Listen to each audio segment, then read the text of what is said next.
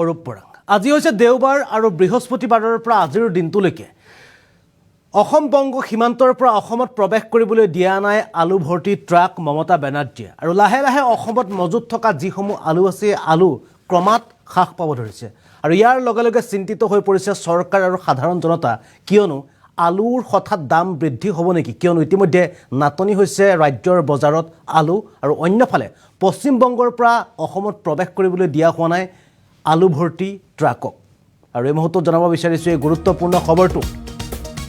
চতুৰ্থ দিনাও অসমত প্ৰৱেশ কৰিবলৈ দিয়া নাই আলু ভৰ্তি ট্ৰাক।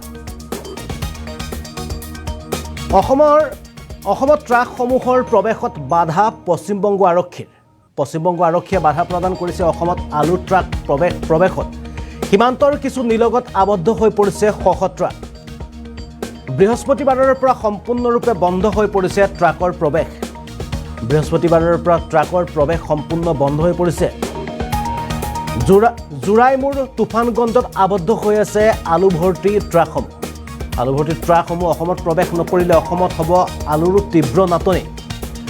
অসমত আলুৰ তীব্ৰ নাটনিয়ে দেখা দিব পাৰে, কিয়নো ইতিমধ্যে বৃহস্পতিবাৰৰ পৰা আজি দেওবাৰলৈকে আজি 4 দিন হৈ গ'ল, কিন্তু এই 4 দিনলৈকে কোনো এখন আলু ভৰ্তি ট্ৰাকত অসমত প্ৰৱেশ কৰিব দিয়া হোৱা নাই পশ্চিমবংগৰ চৰকাৰৰ ফালৰ পৰা। অৰ্থাৎ পশ্চিমবংগত যি পাচলিৰ দাম, এই পাচলিৰ দাম বৃদ্ধি ৰোধ কৰিবৰ কাৰণে হঠাৎ পশ্চিমবংগ চৰকাৰে অৰ্থাৎ মমতা বেনাৰ্জীয়ে কঠোৰ সিদ্ধান্ত গ্ৰহণ কৰিছে।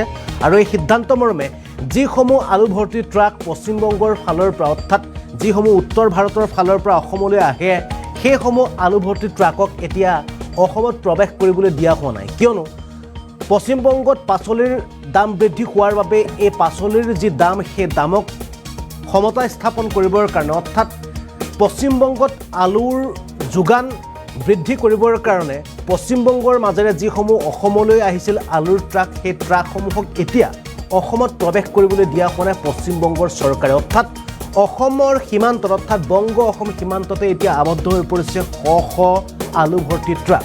ইফালে দেখা পোৱা গৈছে বৃহস্পতিবাৰৰ পৰা আজি দেওবাৰলৈকে কোনো ধৰণৰ ট্ৰাক আলু ভৰ্তি ট্ৰাকক এৰি নিদিয়াৰ পাছত এতিয়া লাহে লাহে ৰাজ্যত মজুত থকা ৰাজ্য বেপাৰী বা গুদামসমূহত মজুত থকা যিসমূহ আলু আছিল, এই আলু লাহে লাহে হ্ৰাস পাবলৈ লৈছে। আৰু এই আলু লাহে লাহে ক্ৰমাৎ হ্ৰাস পোৱাৰ পাছতে এতিয়া জনতাৰ লগতে চৰকাৰৰ চিন্তা বাঢ়িব, কিয়নো হয়তো আৰু দেওবাৰ বা সোমবাৰ বা কিছুদিনৰ পিছতে যদি এনেদৰে পৰিস্থিতি থাকে বা এনেদৰে আলুৰ ট্ৰাকক এৰি দিয়া নহয়, তেনেহ'লে অসমত অচিৰে আলু নাটনি হ'ব। আৰু এই নাটনিৰ লগে লগে উচ্চ হাৰত বৃদ্ধি পাব আলুৰ দাম, কিয়নো যিহেতু অসমৰ বজাৰত আলুৰ যোগান কমি যাব। আৰু যোগান কমি যোৱাৰ লগে লগে চাহিদা বৃদ্ধি পাব। আৰু চাহিদা বৃদ্ধি পোৱাৰ লগে লগে আলুৰ যি মূল্য আছিল, সেই মূল্য হঠাৎ আকাশলংঘী হ'ব।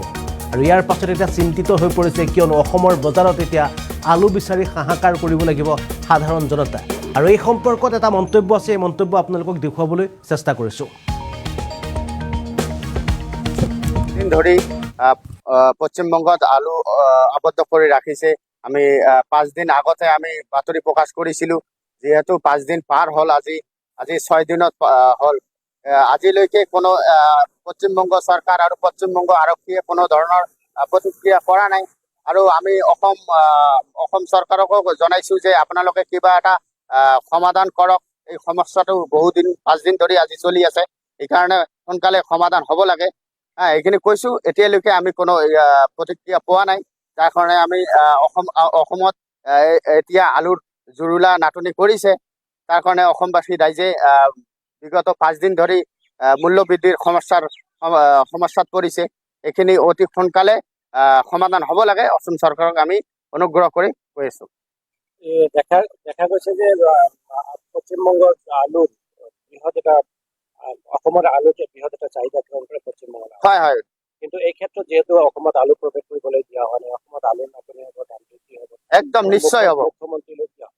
নিশ্চয় হ'ব। মুখ্যমন্ত্ৰী ডাঙৰীয়াক এইখিনি ক'ব বিচাৰিছোঁ যে মুখ্যমন্ত্ৰী ছাৰ, আপোনালোকে মেটাৰটো জলদি চল্ভ কৰক। এইখিনি আপোনালৈ আমি অসমবাসী ৰাইজে আপোনালোক অনুৰোধ জনাইছোঁ।